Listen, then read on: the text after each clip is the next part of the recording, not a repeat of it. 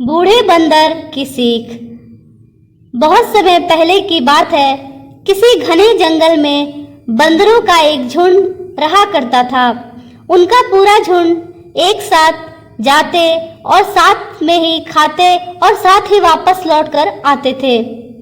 एक बार वो सभी घूमते घूमते किसी गांव में पहुंच गए।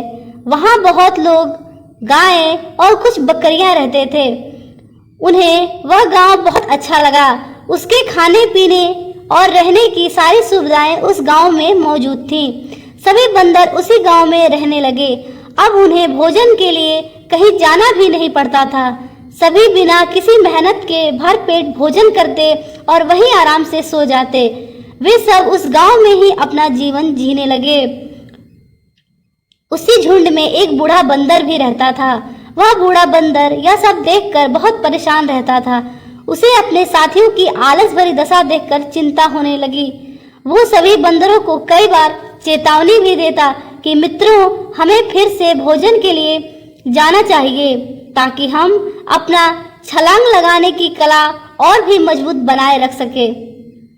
अगर ऐसे ही आलस करेंगे तो एक दिन हम छलांग लगाना तक भूल जाएंगे। इसीलिए हमें जल्द ही अपने पुराने जंगल में वापस जाना चाहिए। उस बूढ़े बंदर की सलाह सुनकर सभी बंदर हंसने लगे।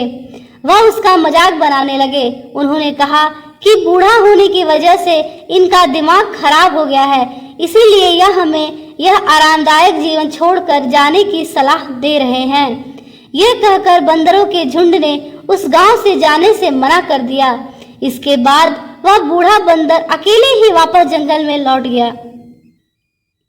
कुछ दिनों के बाद उस बूढ़े बंदर ने सोचा कि बहुत समय हो गया, चलो उस गांव में जाता हूँ और वहां पर अपने सगे लोगों और दोस्तों से मिलकर आता हूँ।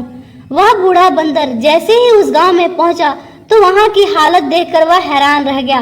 वहां का दृश्य बहुत भयावह था। उस गांव में मौजूद सभी बंदर मर गए थे। वहां पर सिर्फ उनकी लाशें ही पड़ी थी। तभी उस कोने में एक घायल बंदर दिखाई दिया। वह उसके पास गया और वहां की हालत के बारे में पूछा। उसने बताया कि कुछ दिन पहले इस गांव में कुत्तों का एक झुंड आया था, जिन्होंने उन पर हमला कर दिया और सबको मार दिया। हम लोग बहुत समय से छलांग नहीं लगा रहे थे, तो हम अपनी जान भी नहीं बचा सके। हमारे में भागने और उनसे मुकाबला करने की क्षमता भी कम हो गई थी। उस घायल बंदर की बात सुनकर बूढ़े बंदर को बहुत दुख हुआ। उसके मरने के बाद बूढ़ा बंदर फिर से अपने जंगल में वापस चला गया।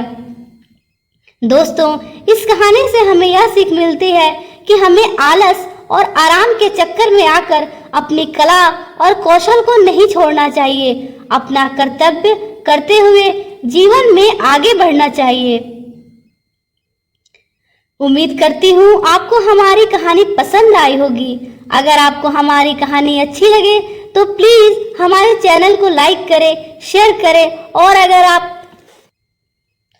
अगर आप हमारे चैनल पे नए हैं तो प्लीज हमारे चैनल को सब्सक्राइब करें। धन्यवाद। आपका दिन शुभ हो।